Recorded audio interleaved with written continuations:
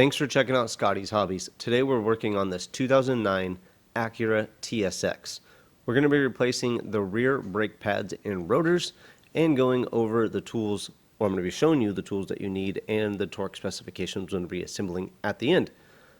So make sure you like, subscribe, and share. Let's get going on this. It won't take you long, and make sure you watch the whole video to know what you need and how it's going to go before you do your job. Hopefully it'll make it a little bit easier for you, but if you do need to catch up, this video will get you going too. We need to remove this bolt right here. This is going to be a 12 millimeter bolt. I like to use a 6-point socket to get the job done. Here is your caliper bracket or your caliper housing bolt, and you're going to be using a 14 millimeter 6-point socket to remove that. I needed a deep socket when I was reinstalling using my torque wrench. And again, stay tuned till the end and you will figure out what the torque spec is on all the bolts that you're going to be reassembling. Make sure you like, subscribe, and share too while we're getting this done. And there should be links in the description below to purchase the tools and parts used in this video. If you have any questions, feel free to ask as well. As I said, using my 6-point socket, 12 millimeter that is, I'm going to remove the caliper. The torque spec on this bolt is not really strong at all, so it should be fairly easy to remove. If you need, you might need a crescent wrench to hold your slider pin bolt. That's the one inside the boot. But again, this bolt should not be too tight, so it comes off pretty easy normally. You also might have like a C slider pin, but we'll go over that a little bit later when we're cleaning out the caliper housing or caliper bracket. Now that we have the caliper itself off, we need to turn the piston to get the piston to go into the caliper. You need a fancy-dancy tool to do that. Actually, this one's fairly cheap. I got it at a local parts store to get this job done. I don't use it too much, so I didn't get the fancy ones or the good ones. There will be a link in the description below to purchase these. Before you push the piston into the caliper, you need to make sure you remove the fluid reservoir cap on your brake fluid reservoir. When you first try to get this piston to go into the caliper and get it twisting, it is kind of hard. It takes a little oomph and a little bit of muscle to get it going in there, but after the first couple turns it should be pretty easy to go. After we get the piston pressed all the way into the caliper, we're going to pick up a 14 millimeter socket to get the caliper housing off. First, set that caliper off to the side, somewhere where it could support its own weight and not hang on the hose. And you should be just fine. Using that 14 millimeter 6-point socket, a deep one in this case, we're going to remove or loosen up the caliper bracket bolts. I like to get them just loose and take everything off of the caliper bracket. Actually, it's a lot easier to give you a better view for a video to loosen these up and take everything apart. So just loosen these two 14 millimeter bolts up, and we're going to remove the brake pads. When we remove the brake pads, we need to take note of where your wear indicator is if you have them on your brake pad. Not all do, or which brake pad, the inside pad or the outside pad. So just take note of that. You can see right there, that one did have a wear indicator on the bottom right, I believe. Set it off to the side. Remove your hardware or the pad retainers. Those make the pad tight in the caliper housing or the caliper bracket, and also denoise, so it captures the vibration, so it doesn't make that loud noise. So always make sure you get a pad kit with a hardware kit included. Also, if you have any questions, make sure you check out the podcast. You can give me a call or shoot me a message on email or YouTube, and we can answer them on podcast.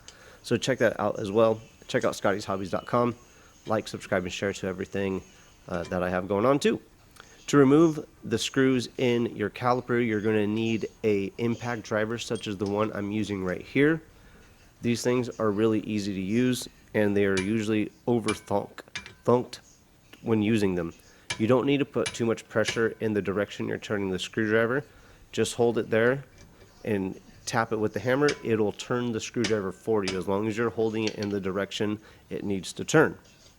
When you reinstall these, don't worry about using an impact driver. You might ruin the screw. These are only on the rotor for assembly purposes. I don't think they add any rigidity to the rotor or the braking system itself, but I do like to reinstall them when I do my brake jobs.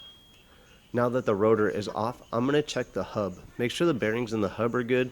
I'd hate to put everything back together and have to come back and remove everything once again to replace that hub bearing. When I install my new rotor, I line up the screw holes with the assembly holes. This makes it a lot easier to reassemble, so I would highly recommend using these. If you don't have these screws, or you break them, strip them out, whatever, you could use a lug nut to hold that rotor on. I use the furthest lug nut from the brake pad or the brake caliper when I reassemble if I don't have these screws. Again, there should be a link in the description below. Now that we have the rotor held in place nice and tight with the screws, we are going to focus on the caliper bracket itself. Remove your slider pins, check the boots, make sure they make a proper seal and they're not ripped or corroded or anything. I'm using brake clean right here to clean up the slider pins real good. Make sure everything is dried off before I reinstall. You don't want to have any of that acetone stuff inside the caliper pins. It'll ruin the grease right here. So before I install my sliders, I put this brake caliper grease on it, or on everything. Not too much, pretty liberal though. I don't want to have the grease squeeze out when the slider pins are pushed all the way into the caliper, the bracket, sorry. So you want them to move back and forth just like that. You can see I'm testing it, making sure I don't have grease popping out of the boot right there, making sure everything moves back and forth freely. If it seems like it's going to be seized or looks like it's seized, take it out, clean it again, or replace the bracket if needed. Here's my hardware kit and my pad retainers. I'm going to install one on each side, replace both. When I get them onto the vehicle, I need to push in these tabs right here that are going to be over the rotor. But just push them into place. They have little lock pins on both sides. Always make sure you replace these. The kit I'm using in this case is a power stop kit, but they do have, or other manufacturers have kits that include the hardware and everything that you need. Sometimes you do have to replace those slider pins again. Install the caliper bracket bolts. These bolts, you're going to use a 14mm deep socket to install using your 3/8 torque wrench, or actually I used my 3. We're going to torque these bolts down to about 28 foot-pounds, which really is not that much when you think about it. So when removing these, like I said, it doesn't take too much oomph to get these out, but always make sure you properly torque down your bolts when you're doing a brake job like this. Little stuff like this is what makes the biggest difference when you do a proper BJ. So again, this 14mm bolt holding your bracket on is torqued down to 28 foot-pounds. Try to get 3 clicks out of your torque wrench when you're installing them. Now that you have the bracket properly held down, I'm going to bend the tabs up on the bracket, or actually on the pad retainers on the bracket, so these don't rub on the rotor itself. You don't want to have to come back and bend these up. So do the job right. Bend them up. But your kit might be a little bit different. That's what I had to do in this case. Here's my inboard pad. You can see I'm putting grease where the piston is going to meet the pad and trying not to put it anywhere else. You could also see on the lower right hand side, oh there you go, the wear indicator. That's the annoying sound that you're going to hear when the pad gets down pretty low. So when you start hearing that high-pitched squeaking sound, that's usually what it is. Make sure you replace the pad in the direction that your wear indicator came out. On your outboard pad right here, only put grease where your pad is going to make contact on that surface. Don't cake it all on there. I'm always afraid the grease is going to get hot and leak onto the rotor and cause the brake pads to not work properly.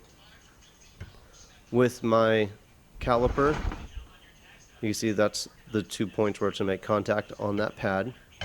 Push your slider pins in onto the caliper bracket so the caliper could slide down onto the bracket. It's kind of confusing sometimes. You're looking at it, you're like, it's not lining up, it won't go in. Either your piston's not pushed all the way in, or one of the slider pins is not pushed all the way in.